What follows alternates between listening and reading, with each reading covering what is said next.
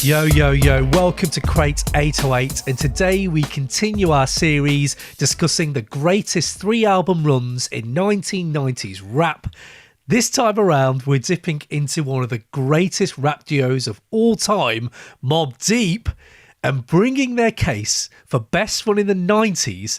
Man, it's been a long time coming. It's a pleasure to have on a good friend of the pod and co-host of the Breaking Atoms podcast, the actual factual Chris Mitchell is in the house. How are you doing, man? I'm good, man. I'm good. Thanks for the intro. I'm honored as a lifelong Mobb Deep fan that you reached out, and I'm excited. This is the first time I've done anything like this, so Hitman for hire. I appreciate the call. Love that, Chris, man. Love it. Now, I know we're going to go in. I can see you repping the Mobb T there already. This is very important. This is the first gift my wife ever bought me. Oh, wow. Yeah, 9 years ago. It was my birthday, my 30th birthday. She bought me a backpack and a few other bits, and she bought me this Mobb Deep t-shirt. So she's a massive fan too. So wicked. Shout out, man. Yeah, shout out to my queen Roxy, you know? Nice, man, nice. And also shout out to the Potty Mouth of the South Summit, the other co-host. Every time. All the time, man. You guys, go check out that pod, man. I appreciate it, man. Summit's in the trenches somewhere in the upside down, doing something, you know. He's the master strategist, whereas you know, I'm the liner notes guy and doing all the nerdy stuff. Yeah, he's definitely a business mind, and that's what really brings a lot of my strengths to the forefront too. Like, he's able to say, this is what we need to be doing, this is who we need to speak to, and he goes out there and he does it. So honored and humbled to work with him. He couldn't be here today, but that's my guy, man. Wicked, man. Well, peeps, go check out Breaking Atoms. And also, please smash the subscribe button down here on YouTube and go tell your friends. I'm doing that housekeeping ahead of time. Go check out crate808.com for the rest of this series.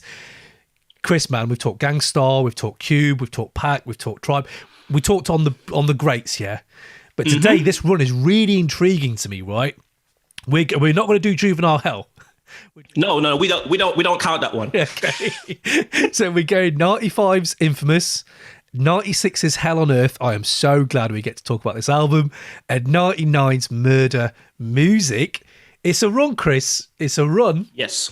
But before we dive in though, I have to ask you, Chris, least hip hop thing you've done in the last 24 hours. What you got for me, bro? Listen, man, I live a very simple and complicated life. So I've literally just got out of therapy, but I've also just taken my bins in. So the least hip hop thing I've done in the last 24 hours is a lot of just house admin, like washing clothes and taking my bins in. You know, it's the life of a seasoned MC. You know, I like it, man. I like it. It's like the De La Soul video when the stakes is high when they're in the laundrette. That was me. That's you. So, you're Dave. And yeah. I like that, absolutely. Man. Wicked, man. Wicked. Well, Chris, man, I'm not going to halt you from bringing this argument to the table.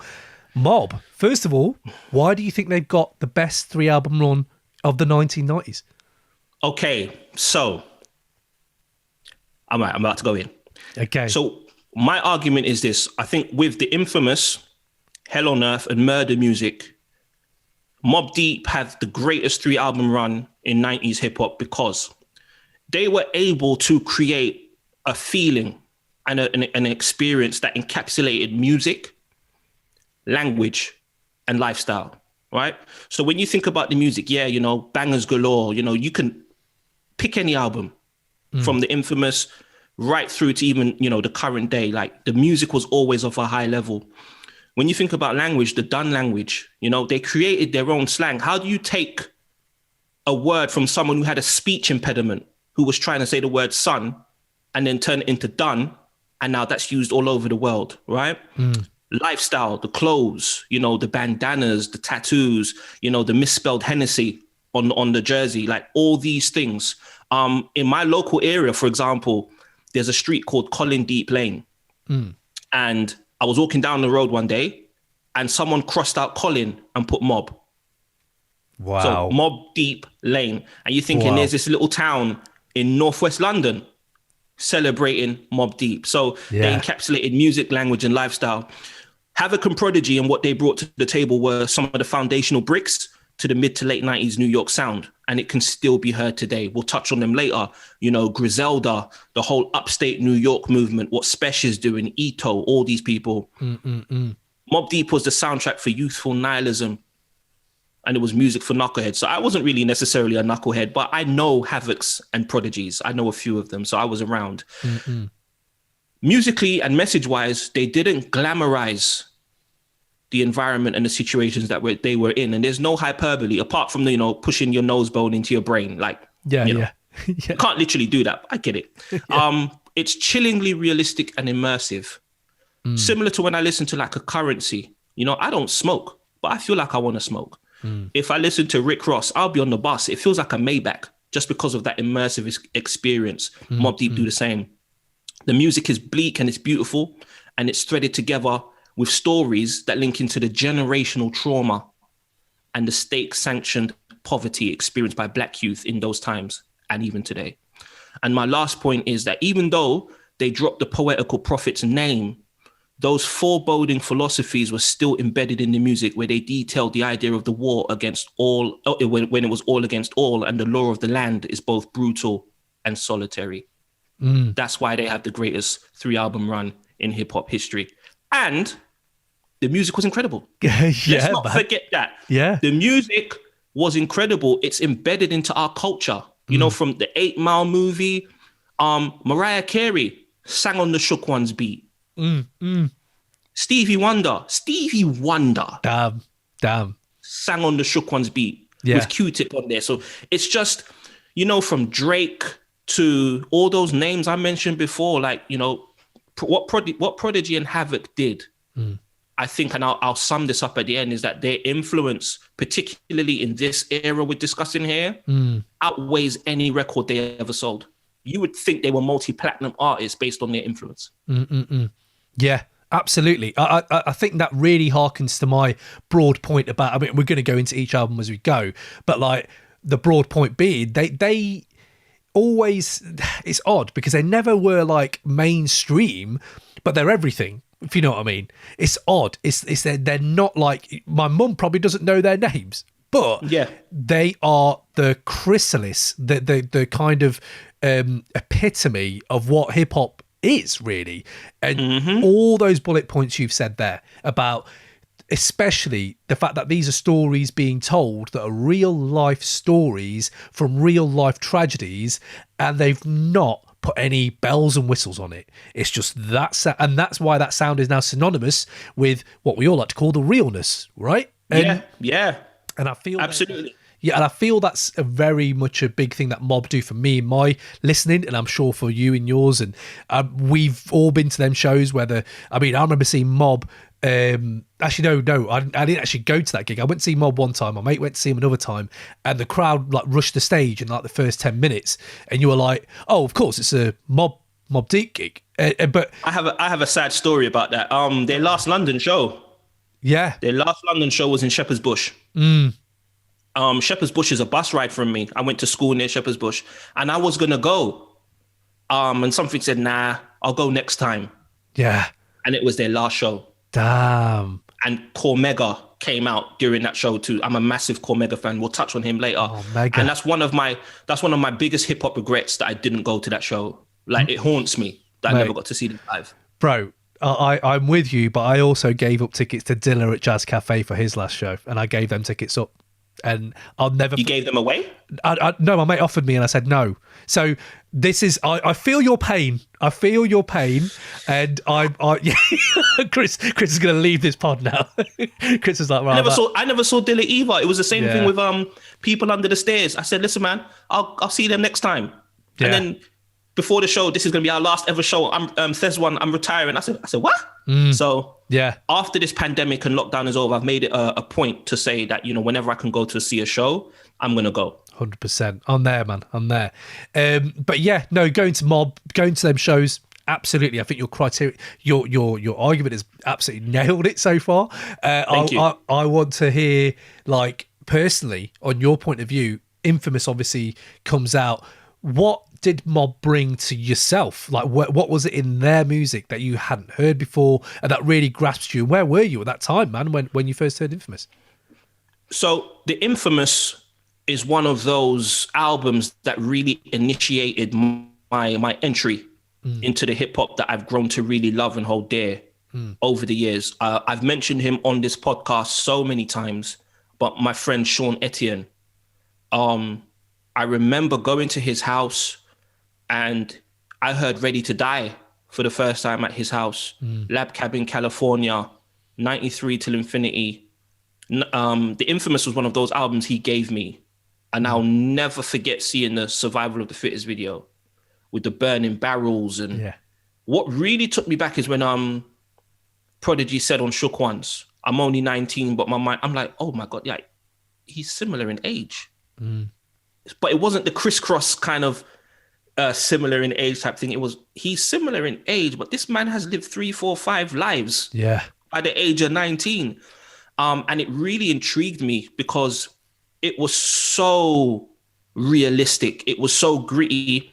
And, you know, the world I was in, I grew up in church. So a funny story is after I heard the Infamous, that was me saying, I'm never going to live the street life. Never. It's too stressful. I wouldn't be good at it. But what it gave, it was almost like a trip to the zoo. You know, you go to the zoo and you can see the animals behind the cages, but you're pretty much safe. I got a first class, a really deep expose into that life from the perspective of someone who was similar in age.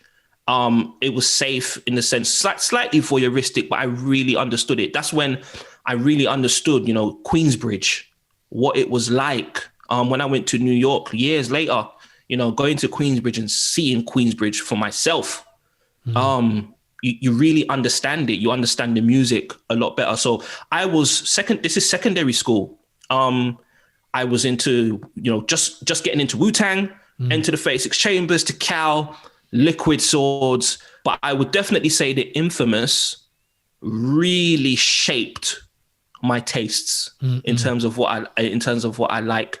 It came out on Loud Records, so my favorite label. I mean, there was just it. You know, I mentioned before, it's the soundtrack to youthful nihilism, and I just think if you're a youthful knucklehead or, you know, a nerd or a, you know, bookworm or whatever, there was just something in the music that really it was enchanting. Yeah. Absolutely. Enchanted. It had a certain allure to it. Yeah. Enchanted is a really good word because you're kind of mesmerized by the videos. I'm with you with Survival of the Fittest. I was like, who are these guys? The burning like fires and then obviously, I mean, if I say to you Shook Ones Part 2, what do you immediately think of, Chris? What's the first thing that comes to your head?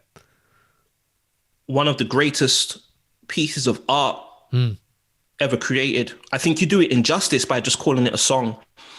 Boom. You know, we use the word classic a lot.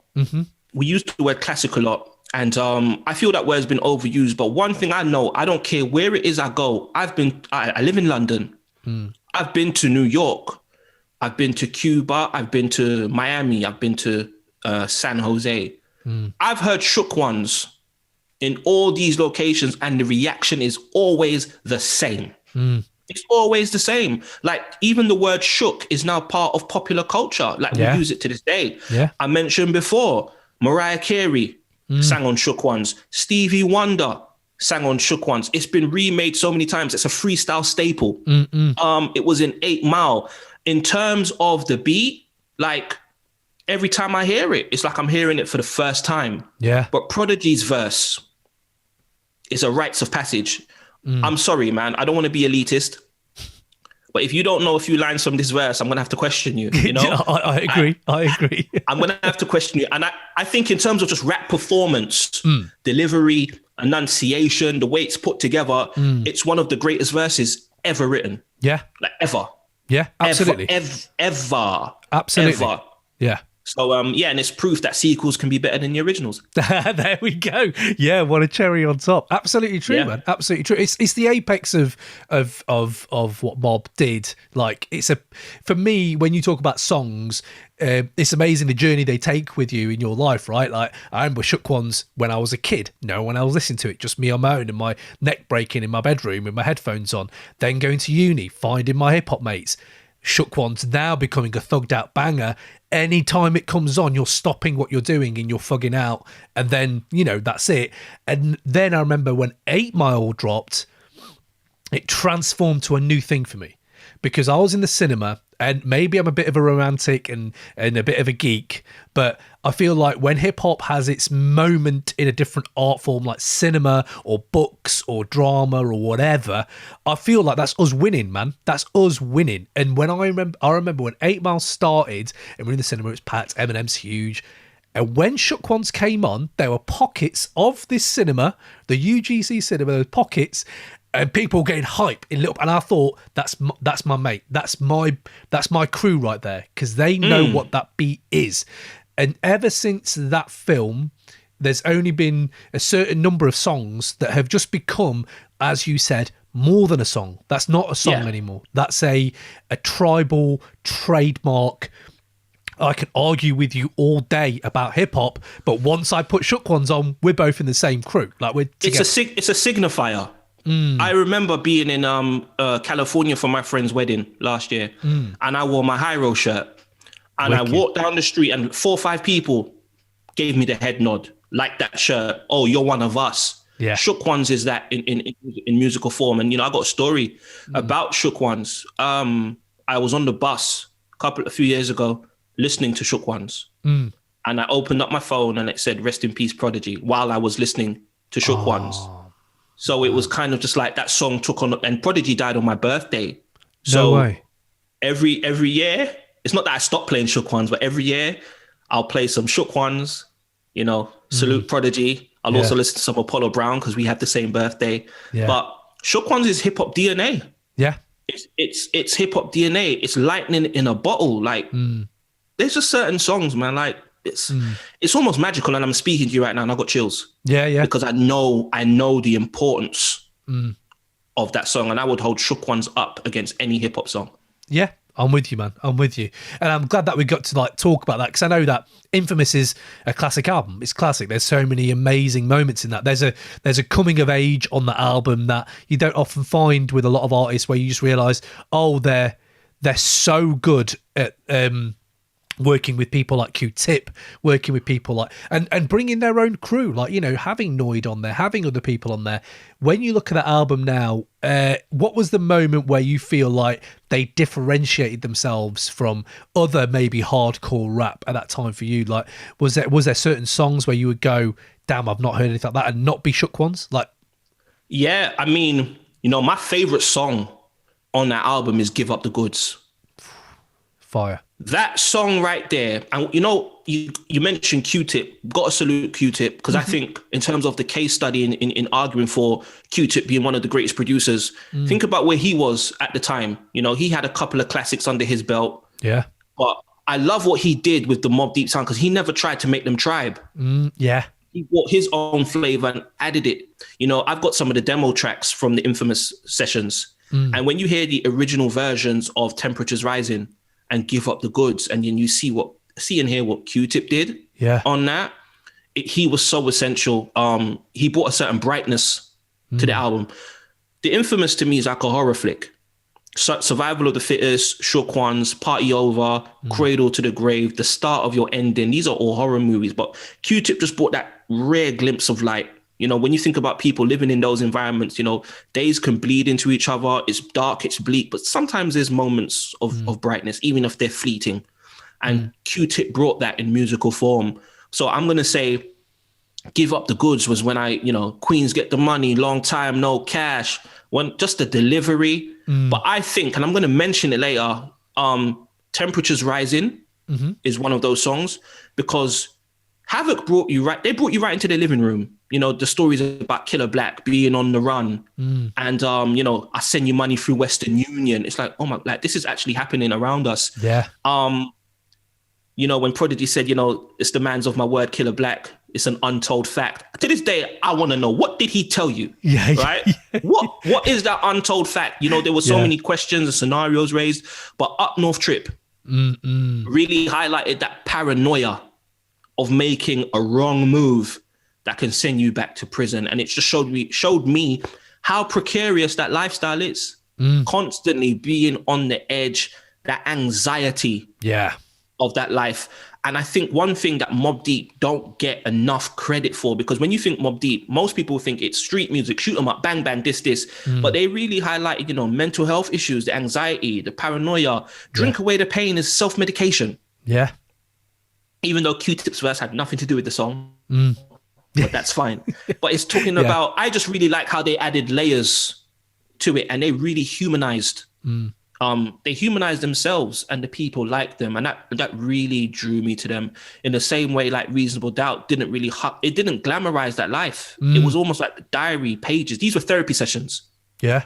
For Mobb Deep. I remember reading an interview, and the interviewer said, "Have you guys ever considered getting therapy?" And they're like, "No, our music is the therapy." Yeah. So it was I felt very privileged to be able to, in some ways, get an insight and experience that world without necessarily having to deal with the pitfalls and the perils. And it made me sympathetic and show more empathy and understanding to the people who do live that life, and not to be so judgmental, and to know that, you could take a certain step or wrong move in your own life, Chris, and you might end up some way that you don't plan to be. You might take your own up north trip. So I love the fact that I knew they were different, because they showed wisdom beyond their years, and they had nuance, and there was a why to complement the what. Yeah. I mean, Chris, this is the thing, especially with hip hop generally, but I think with Mobb, I've heard we can all sit here and talk about the drums in the mix, the snares, the unreal sampling of Mobb, and we'll talk about that as we go. But right now, just to broaden out this question of what they're doing in this theme that they are bringing, which you've said is mental health, having that therapy sessions from this, I feel like it's interesting when you say that, because I'm not sure if I've heard enough of that embedded in rap, and it comes to fore when Mobb are doing this, and when you see stuff like the Woo documentary, I'm not sure if you caught that, but Ghost is sitting there and he's talking in real time as a 50-odd-year-old man, and he's saying, oh yeah, I think I was probably really depressed and had PTSD, and he's not even realised it until now. And I feel like there's something in this music that as we grow older, we find them different things, and I hope hip-hop still is dealing with that. I don't know if you find that. I don't know if you find that hip hop is dealing with the mental health issues. There was one thing striking that you said to me a while back when I was talking about issues in rap, and everyone talks about homophobia, everyone talks about sexism and rampant misogyny, and those things clearly are problems. I remember one thing you said to me is, I'm interested to know when there's going to be a day when we think one black guy killing another black guy isn't a thing we should be like trying to tackle. Do you know what I mean? I don't know if you remember that message to me, but yeah, I do. How do you feel about rap now? Like, how is it dealing with that? Do you think it is dealing with that? Yeah, I think, again, I don't think hip hop gets enough credit for how they tackle issues, because, even myself, Cam, like I've done songs years ago. I did a song in 2007 or 2009 rather. It was called Intense Rush, talking about my grandmother's death and how I close my eyes and I hear the flat line. My best friend moved to New York. My new album I touch on, there's a song called BAME, the Black and Male Experience.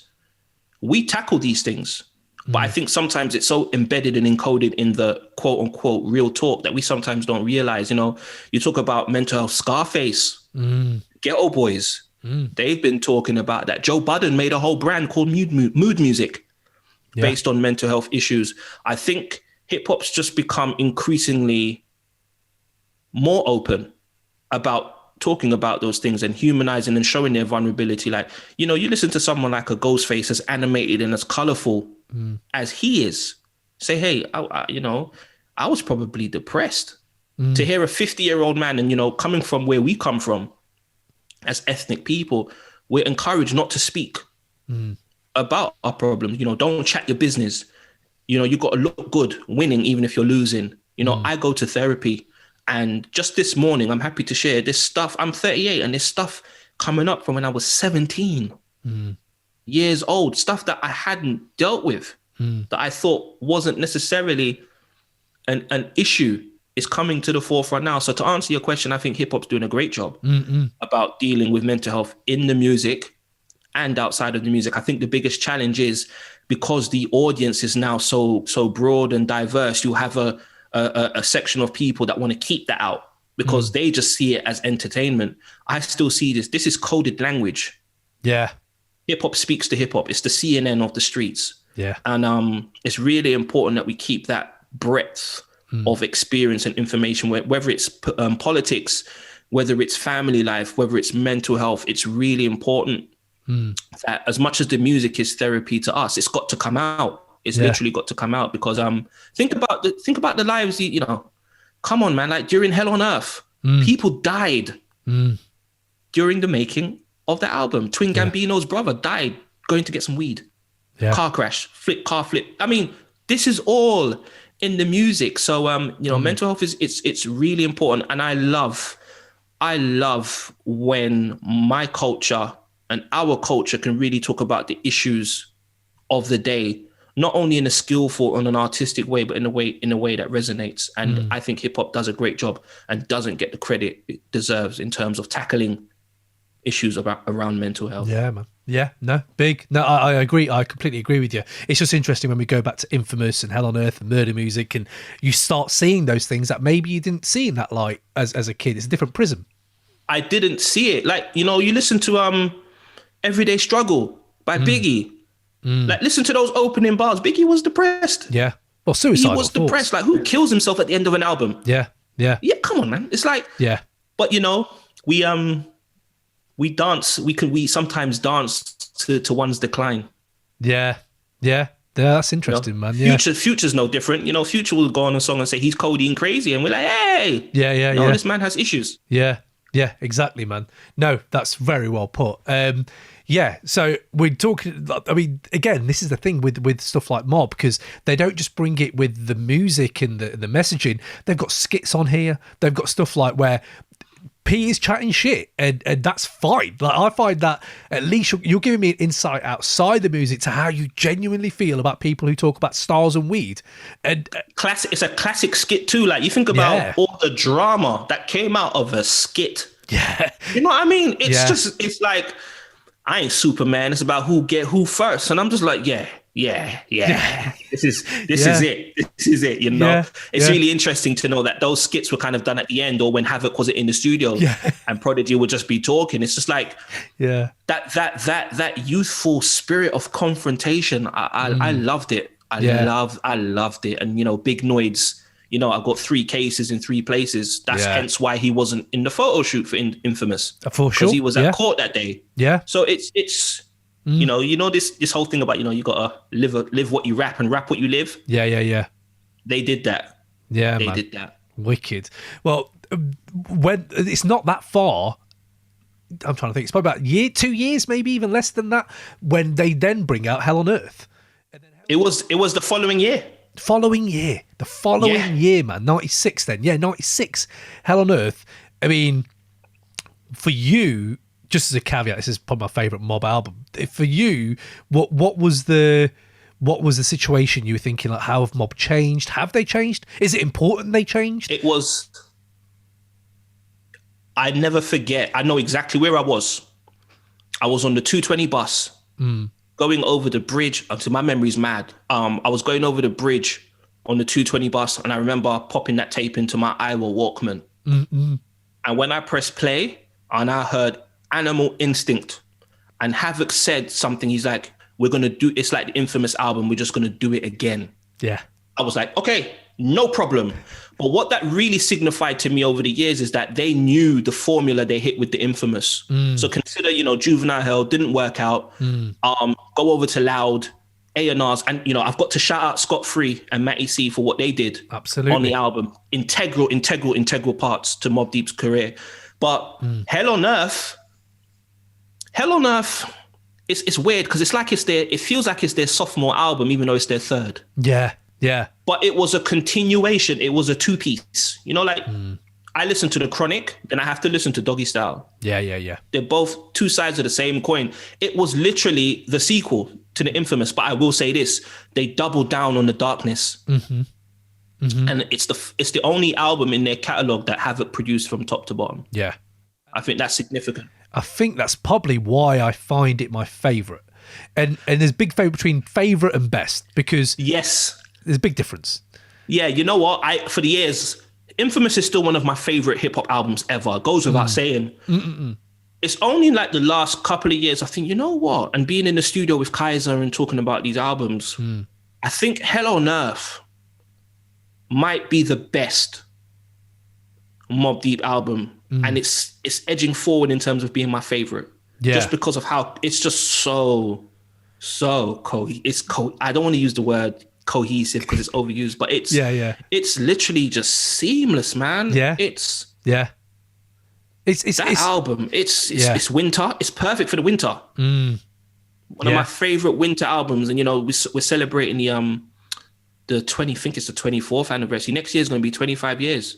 Wow. Of Hell on Earth, and there's different parts of my life where I can cite this album. I remember being in between jobs and having to go to the job center and whatnot. And I would listen to Hell on Earth, the title track, on the way to the job center, because that's what that place represented to me. Like, I hated it. So I would listen to Hell on Earth, the song, and it's just flawless album. Flawless. I love that. This is the thing, when you talk about runs, it is a sequel. They've clearly said that as well.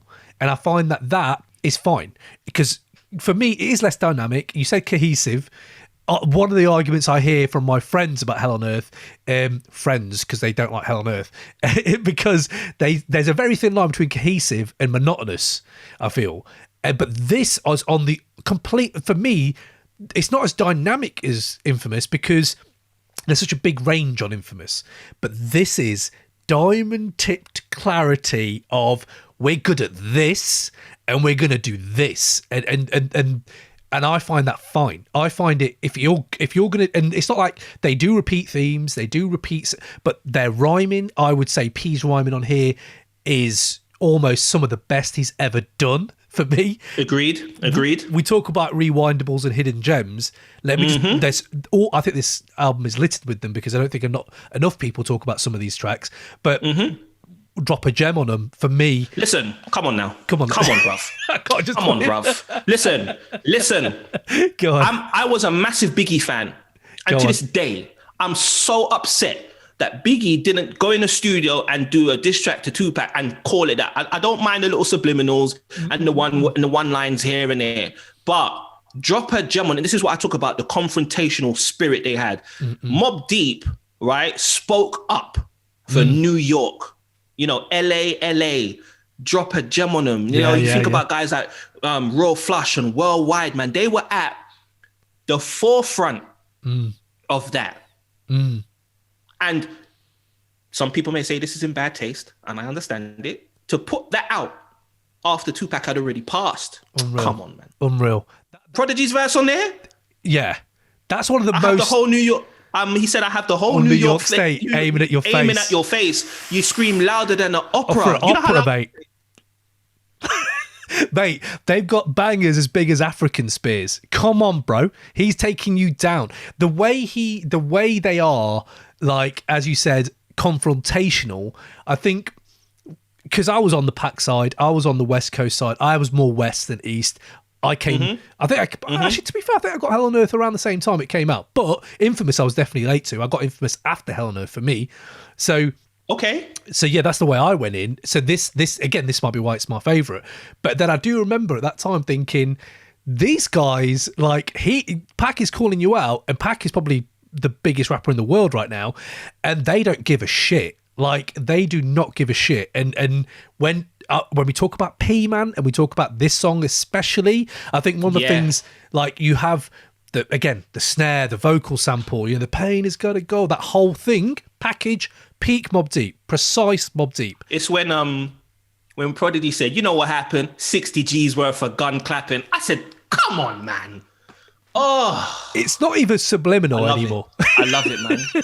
I love it, man. And the sequencing of that album. Oh my God. To open up with Animal Instinct, and you've got Infamous Mobb on there. And I think Hell on Earth is really important because they now start to introduce their crew. But then to have Drop a Gem on them, it's the Infamous back in the house once again.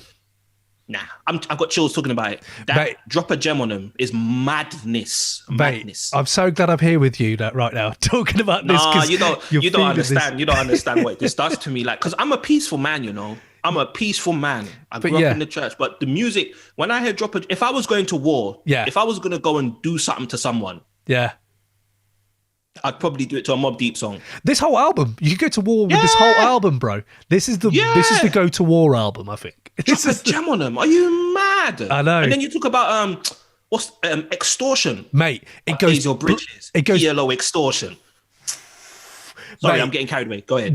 No. I didn't mean to talk. I think we're getting so hyped right now because you said sequencing. You're right.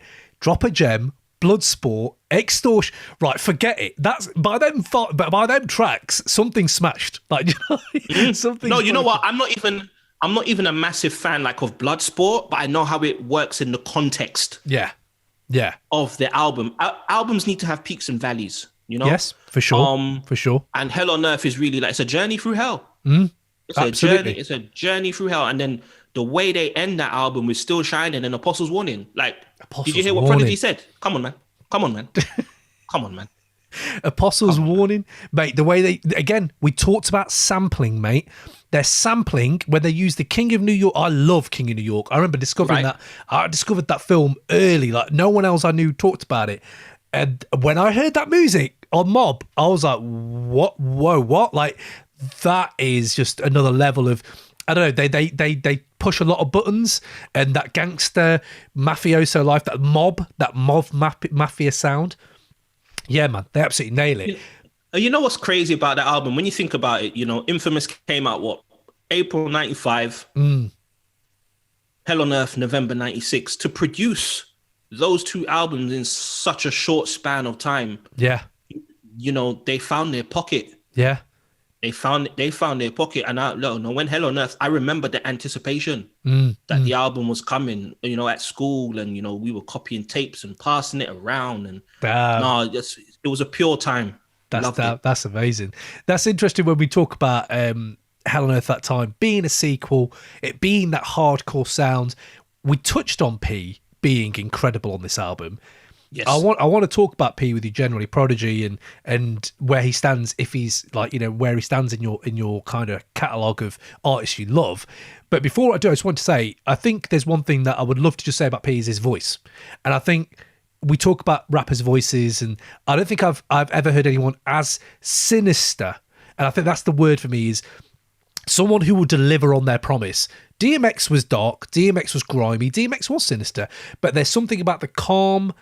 I don't even have to rhyme words now, P. You know, that guy? Yeah. Oh, you're not even right. You're just telling me you're going to fuck me up. Like, that for me, I think, comes to the forefront whenever I think of P, and rest in peace, I think of that. When you think of Prodigy on this album and then going into Murda Muzik, where do you think he stands? Like, does he get into your 5 if you have a 5? And 2, where do you think he stands in the game at this point in 96? Okay, so Prodigy himself is not in my top 5. Okay. And that's not because he's not amazing. I have to compartmentalize my lists in my head. So yeah, like, because he's part of a group, I don't take him out the group and put him in my top 5. Fair. So Fair. And then I have a list for duos, and then I have a list for groups. Oh, so I love this. In my head, so Mobb Deep is my favorite duo of all time. So Mobb Deep, MOP, Outkast, Cellar Dwellers, and then after that it's probably, you know, like UGK and Organized Confusion, somewhere around there. Prodigy, between 1995 and 2000, there's a case for him being the best MC on planet Earth. And here's why I say that. Okay. As an MC, right, all of his verses, tip top in terms of rap performance, okay? His catalog, I'm going to make a case and say, I don't think, in terms of people whose voice has been sampled, he's high up on the list. Like, he is high up on the list, right? I've got a list of songs here, right, that sampled his voice. You've got Blood Runs Cold, Jedi Mind Tricks. Drug Music, Non-Fiction. Yes. Sixth Sense, Common. Rock and Roll, Mos Def. Yeah. Now think about Drug Music, Sixth Sense, Rock and Roll are his last three bars on Illustrious. Yeah. So just on your last three bars, three songs, three different artists who are all totally different have used your voice. Saga Begins, Rakim. Beware, Big Pun. Ozone by OC. Just the other day, Sean versus Flair, West Side Gun used him too. His voice is on the intro to the War Report. Think about Capone and Noriega and how influenced they are by Mobb Deep. Rapper Big Pooh on Speed by Little Brother said, I write my lifetime in between the papers lines. Yeah. Right. So they're so, Prodigy, man. He's got a litany of quotables. Almost every line is a quotable. Every single line is a quotable. He was very abstract in what he was saying when you refer to his verse on like Apostles' Warning. But his delivery, it was so detailed and so concise. So concise. And I would love it. His style was unpredictable because of the patterns he would use. Like sometimes he'd end a line and like you said, it wouldn't even rhyme. Yeah. And then a couple of bars later, he'd rhyme it again. It's just, it was street, but it was poetic. Like you can tell he was a guy who read books, but he made it sound so seamless. Prodigy between 95 to 2000 was up there, man. Like when you think about his guest appearances, Tre Leches on the Pun album, Queens is LL Cool J, Play for Keeps, Method Man. Yeah. Come on, man. Yeah. And then you talk about HNIC. Forget it, man. Forget it. Yeah. That's 2000, right? HNIC. Yeah. Forget it. Yeah. Forget that's man. Again, they're prolific when they want to be, because there is a gap between this and Murda Muzik. What is it, about 99? So 3 years. Says touring, whatever, but then he drops Murda Muzik, HNIC. So they then do go on a bit of a run into the noughties. Just so you know, I do think I came out of the mob kind of bubble a little bit in the noughties, purely because I was listening to other music anyway, but generally it's because people do say they're doing the same thing. I think it took me a minute. I think I got oversaturated. I went and did my other thing with other genres, got really into Doom and Madlib and whatever. And then, and now I look back at Mob in the noughties and I'm catching them gems to this day. I'm catching them to this day. And that is because people look who they put on, Alchemist, and we're going to talk Murda Muzik, but that's where I'm coming from when it comes to my journey similar. I'm going to say this though, between 95 and 2000, Mobb Deep were extremely prolific in between albums too. You check out soundtracks like Sunset Park, they were on Slam, Soul in the Hole, Rare Species, the stuff they did with Violator. For sure. Think about some of the Lucy's they've got in their catalogs. Check out the Infamous Archives. There's it's a double album, even though it wasn't authorized by the group. It's a double album of outtakes from the Infamous and from Murda Muzik. It's like Mobb Deep have one of the best Lucy B-side catalogs in rap music. And I just hope that one day someone mixes and masters these songs and puts them out as a deluxe package. I'd pay for it. Yeah. I would absolutely pay for it. But, same thing with me in the noughties. Like, I think after Infamy, I was disappointed. Yeah, I was. Yeah, with the Infamy album. Same. But I think the Free Agents mixtape, when I bought that and I heard that, they went back to when I say back to independence, they released it on Land Speed. But that bonus disc with the first Infantry songs on there, crazy. Cool G Rap, Cormega, Littles, 50 Cent. Damn. That sounds heavy. It was nuts. I bought it from HMV, just it's Mobb Deep. Yeah. I didn't even realize I had the bonus disc. And when I opened this bonus disc and I saw the track list, and I said, excuse me, bro.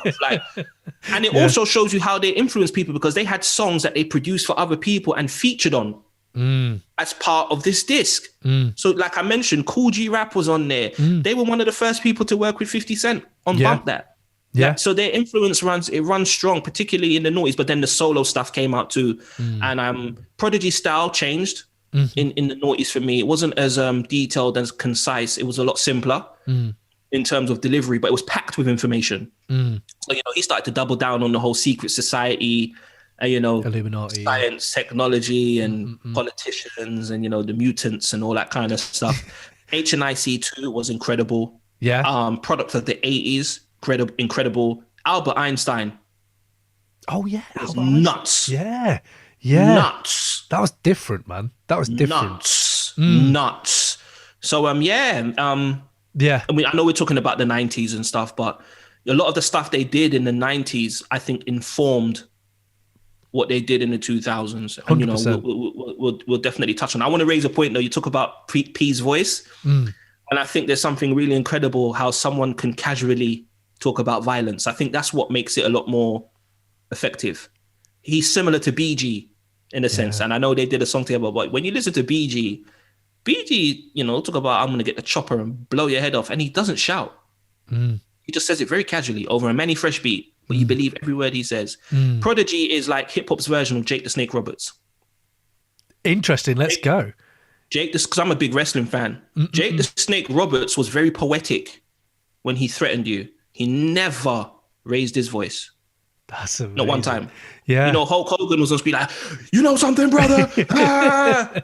Yeah. Jake Roberts was just like, yeah, watch for the snake under the grass.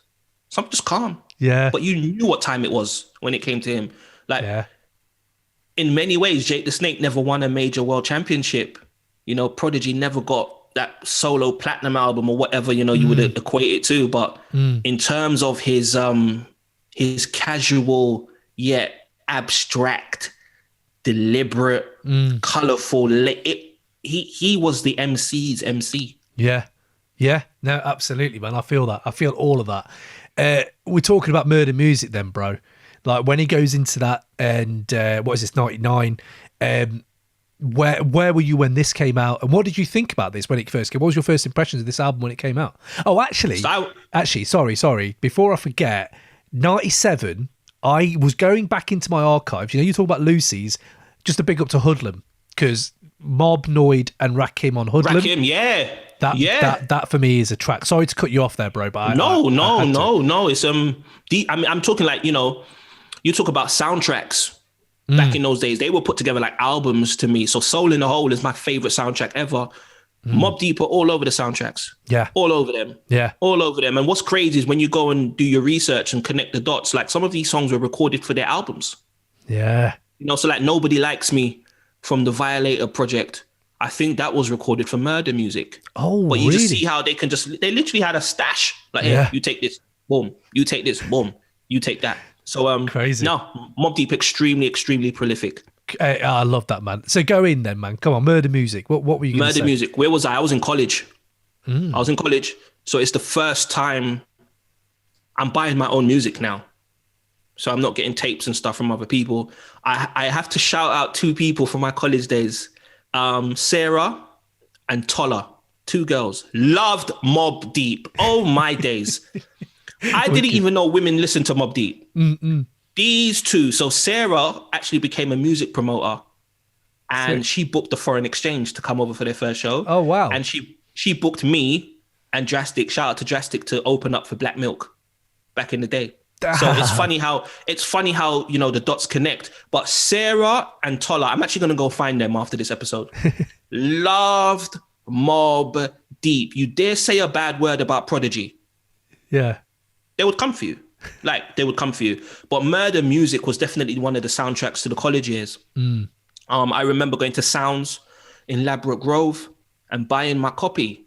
And I'm going to say something quite blasphemous, actually. I wasn't a fan of Quiet Storm. Okay. I was not a fan of Quiet Storm. What? All right. Explain that to me. Just didn't like the beat. What?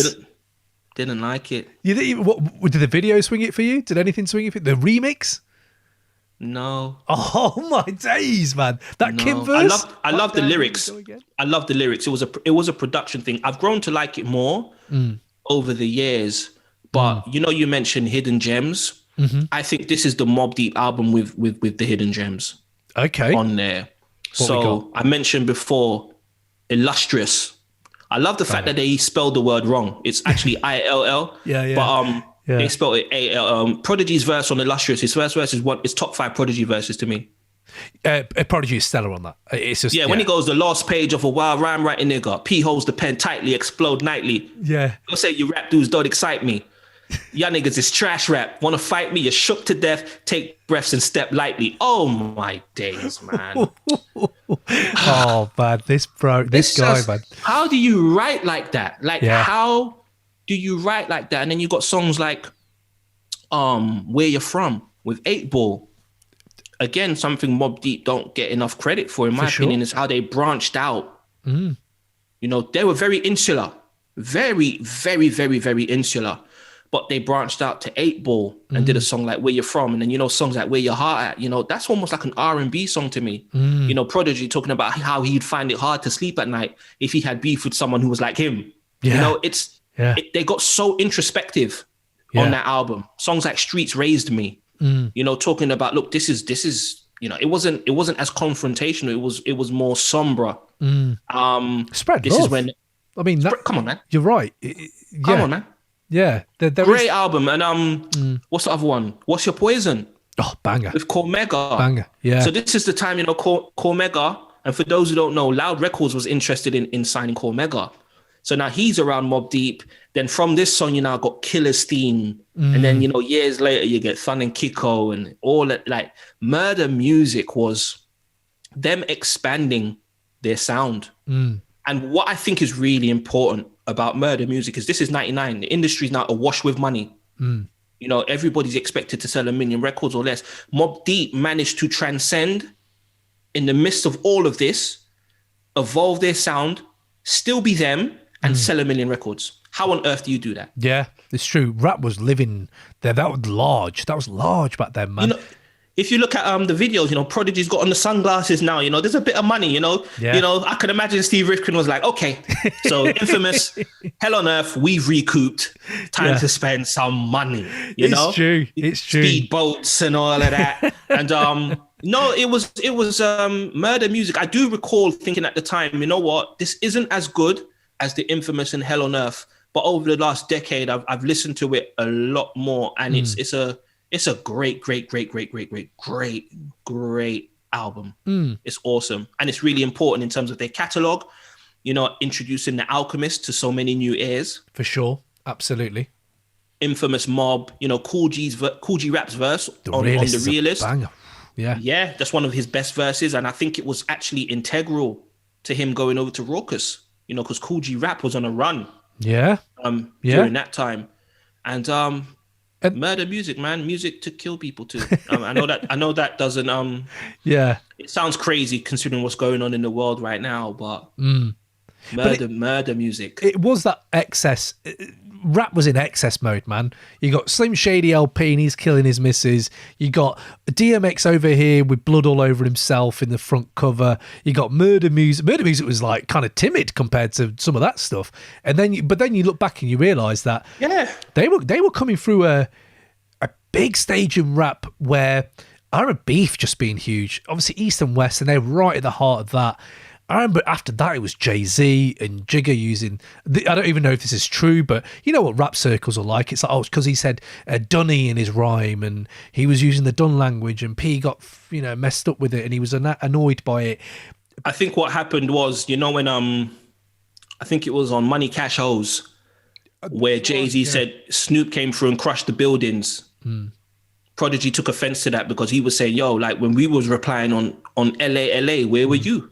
Yeah. You didn't say nothing. Yeah. So I think that's, you know, where some of the tension may have stemmed from. I see. But, you know, I think I've gone record. I said, of course, Mobb Deep influenced Jay-Z. Like he used Prodigy's voice on The Evils. Yeah.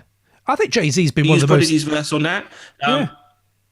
He's one of the most influenced MCs, man. He's got Biggie, he's got Nas, he's got P, he's got everything in him. And yeah, he made it his own, but you can't say he wasn't. Absolutely, you know, was. You look at the way he went at Prodigy on Takeover. You don't go at people like that unless you respect them. You're trying to take out the competition because you know they're dangerous. Absolutely. Similar to when Ice Cube on No Vaseline. You know why he went at MC Ren like that? Because he knows, okay, that's the killer over there. I've got to, you know, it's almost like at school. Sometimes you'd have birthday rushes or you're rushing someone, you know, you're going to stomp them out. Yeah. And you have to take out the biggest one first. So the rest of everyone else knows, okay, you're serious. You know, I'm going to take one of yours.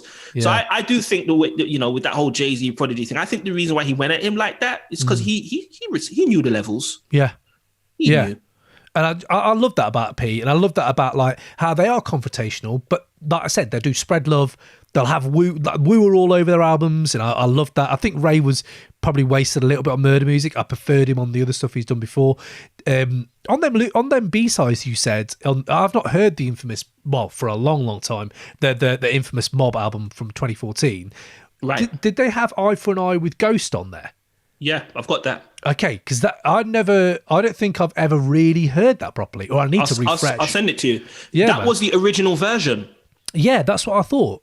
Yeah, original, but they remixed it because they couldn't clear the sample. Ah, right. I see. So with the version that we all love, I mean, the remix is great, but the version on the Infamous is because it's an Al Green sample. I think it was chopped up to the point where it was unrecognizable, so they could use it. So the Eye for an Eye, and the Survival of the Fittest remix with Crystal Johnson. Oof. Yeah, I've heard that. Man, that's sick. But this is it. And this is, they're coming off this kind of massive boom in rap anyway. And as you said, now it's interesting when you look at their first videos, and then you look at this video where they're in like, you know, with Nas, It's Mine, and they're all there in the tropical, and they're still talking the same language. It's just they're now here. And I didn't like that song either, you know. No, do you know, I didn't. And I go back now, and that hook, no need to get it. I don't know what it is. It's addictive. I didn't like it. No, Chris is good. Hey, look. Anytime someone samples Scarface, I'm kind of like 10% in anyway. So, and you know what I'm gonna say? I want to say this though. Even though there's songs I don't necessarily love, it doesn't detract from my enjoyment of the album. A lot of people say, you know, if the album's got it's got skips on it, it can't be a classic. Listen, when I listen to Illmatic, I skip One Time for Your Mind. I don't like the song, and it's okay. That's interesting. I'm controversial. I'm kind of with you though. I'm kind of with you. There's some highs that are so high you can forget. Like, imagine Shook Ones being on the album. There being 2 weak tracks on Infamous. Imagine that. You'd still call it a classic. Like, I'm sorry, that of course that album is So I am there with you, mate. I like Aquemini, and that's a classic to me. But there are skits in Aquemini that make me furious. Like, I don't need to hear the screaming baby for 7 minutes after a track, and I can't skip it because it's embedded in the track on CD. Do you know that kind of stuff that would wind you up as a kid? That's what I mean. And now you can split them on Spotify, whatever. Yeah, it's all good. But I mean, again, this is the thing. Hidden gems on here, bang, you've killed it. I think when you're going from this to their next steps, which are like in the noughties, where do you think they ever really hit another high as one of these records again? No. Okay. No. Yeah. The fan, you know, I'm wearing a Mobb Deep shirt, but I've got to be honest. I think the last high Mobb Deep hit was HNIC, and I count that as a Mobb Deep album. A lot of people say, no, it's not. But then I would say, well, if that's the case, then we don't count Cuban Links and Iron Man as Wu-Tang albums. To me, it's all in the same catalogue. Infamy was disappointing. You know, I just don't... I think there were some songs on there that I really liked. Like, I loved Hey Love with 112. Loved it. Oh, Hey Love. Yeah. Yeah, loved it. Mate, loved it. I've actually got the track list here because I was listening to Infamy the other day. I was thinking, this is... Burn. Mate, Burn is a banger. Get At Me. Burn is amazing. Get At Me, man. Get At Me, Alchemist. I love the song with Littles, No Place Like Home. No Place Something like that. Yeah, loved it. Yeah. Free Agents, I mentioned it before. It's I would encourage anyone listening to this, if you've not checked out Free Agents, check that out. You know, this is Mobb Deep, you know, dipping their toe back into that independent scene that was so vibrant and varied in the early 2000s and, you know, late 90s. And I do think though, a lot of the gems in Mobb Deep's later catalogs were in their solo stuff. Okay. I'm going to go on record and say, you know, The Silent Partner, which is the album that Havoc did with The Alchemist. Yeah. Go and check that out. Yeah. It's amazing. And the last Mobb Deep album, I didn't know it was the last Mobb Deep album at the time, but it's a good album. It's a really, really good album. And you see remnants of what they did on Murda Muzik, working with 8 Ball. There's Bun B and Juicy J. Yeah, wow. You know, K Tronada. Oh, on wow. production. That's amazing. Yeah. Boy Wonder as well. We know Drake. Drake is a massive Mobb Deep fan. He Yeah. quoted "Keep It Thorough" Yeah. on Tuscan Leather. So it's almost like it was. In some ways, I listened to it and I'm like, did they know this was the last Mobb Deep album? Because it just feels like the end of a chapter. Yeah. And then you have the extra songs from the previous recording sessions. You know, when it ends, it takes you back. It's just full circle. So I would highlight, I think, in their later catalog, definitely the HNI series 1 and 2. 1 and 2, yeah. The Bumpy Johnson album is a good listen. Albert Einstein is superb. Silent Partner, incredible. Yeah. And then that last, the infamous Mobb Deep. Okay. Highly recommended. Nice, man. That's nice. I was going to actually ask about some of those ones to check out in case you hadn't kept up to date with them. If you look at the Mobb legacy, and we talked a little bit about that, but like, where can you hear that Mobb sound today? And that's a question we could ask, but I think we all kind of know the answer to this, but I'd like to hear what you think. So, The Alchemist. The Alchemist has redefined his sound 2-3 times in the last 20 years. I don't think Alchemist would be as great or as influential without his experience in Mobb Deep. I hear remnants. I know he was introduced to, mentored by DJ Muggs. So shout out to DJ Muggs, one of the greatest. Big up. But that time, I can imagine what he would have learned from just sitting next to Havoc. You know, like Alchemist sound is so embedded in New York culture and hip hop culture. Like, we forget he's from the West. Yeah, you forget that. Like, we forget that. Like, you look at the First Infantry cover, and, it's half New York and it's half Beverly Hills, you know? Yeah. So Alchemist, he's carrying on the Mobb Deep sound to this day. And he always bigs them up, and we love him for that, because what he did, especially the stuff he did with Prodigy on like Return of the Mac. Forgot to mention Return of the Mac. Oh my god, so sorry. No, incredible album. Griselda, Griselda are a branch on the Mobb Deep tree. Shout out to Derringer. Can you imagine when you listen to the stories of Conway and Benny, and you consider their ages? They're a similar age to us. So they were outside doing certain things to this music. Yeah. So it's obviously the soundtrack of what they were doing. We don't need to speak about that. So Boldy James. Yeah. Big up. I hear the Mobb Deep influence, and his voice is so similar to Prodigy. Yeah.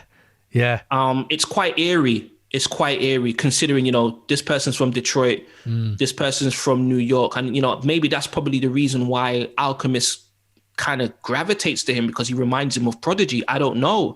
But every time I hear Boldy James, I think of Prodigy, even though, Boldy James, I do enjoy his music. Rock Marciano. There you go.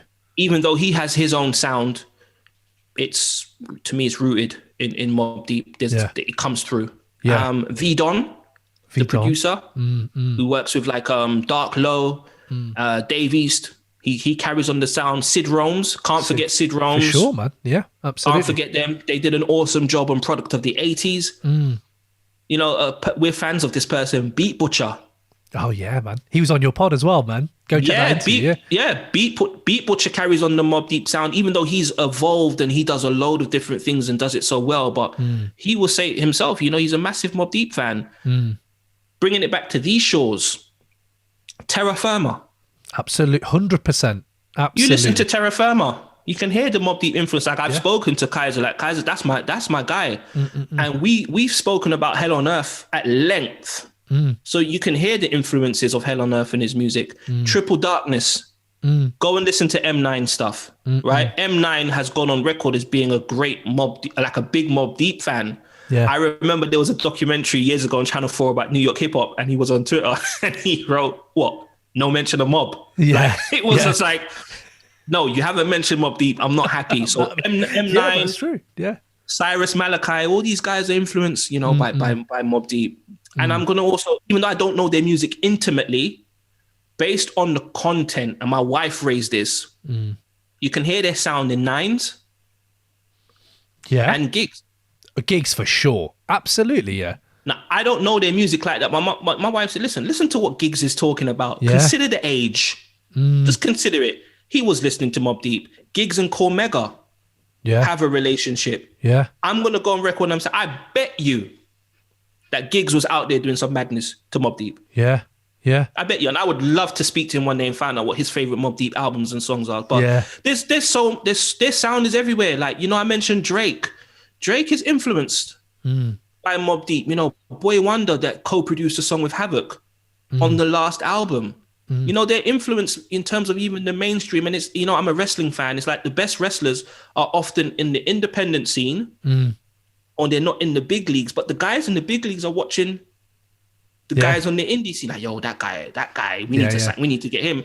It's a similar thing with Mobb Deep. Like, you might be up there, but you're still looking.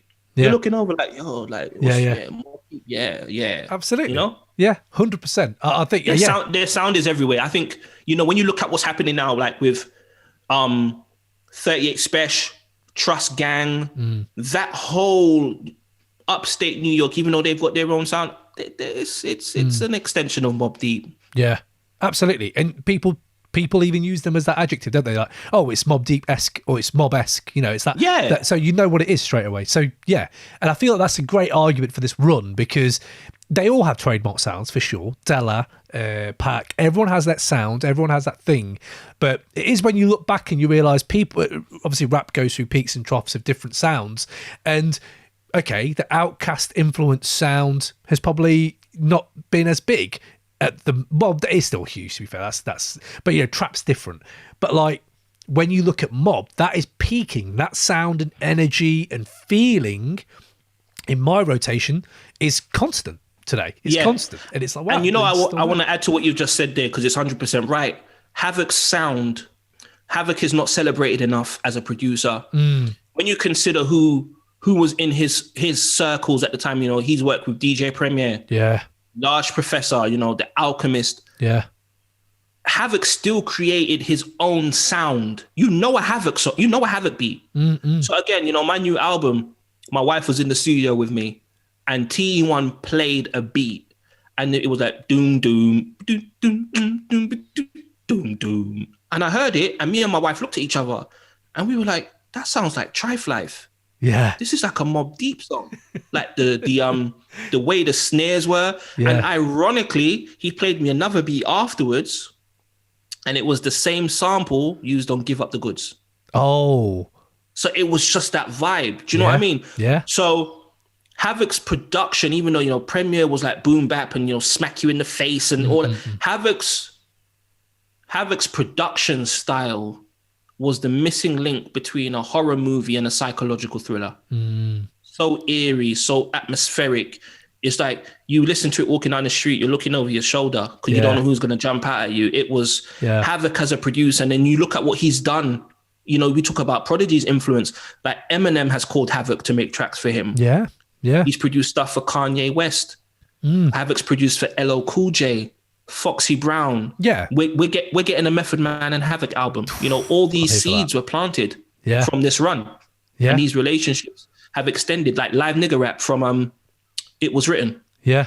That was originally recorded for Hell on Earth. Wicked. And they sold it to him. Like Havoc, his sound is very insular. He produces mainly for his people, but there's little gems scattered all over the place. And as a producer, he's absolutely an incredible producer. Love that, man. Love that. Well, there you go, man. I think that case, that's one of the best cases I've heard for a Mobb run. Yeah, for a Mobb run for sure. Absolutely. Oh man. And we've even talked about like, you can talk about them in an artistic way, like the way they rhyme and the samples. And yeah, okay, that is one level of looking at Mobb. But I've really enjoyed the fact that you've brought that other aspect, which is, the substance to it and the ongoing kind of themes from this whole music, man. So I love that, Chris, man. Thank you for bringing that.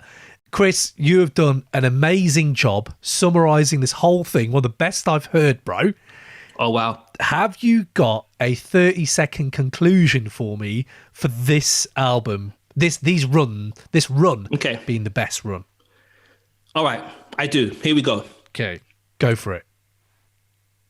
this wasn't the start of your ending, but the start of the greatest run in 90s hip hop and the emergence of a legendary group. But by the time they embarked on this genius period, Ice Cube was already a legend. A Tribe Called Quest and Redman had a couple of classics to their names already. And while some of their peers were critically lauded for their efforts, Mobb Deep were recovering from being dropped by 4th and Broadway after a lackluster album.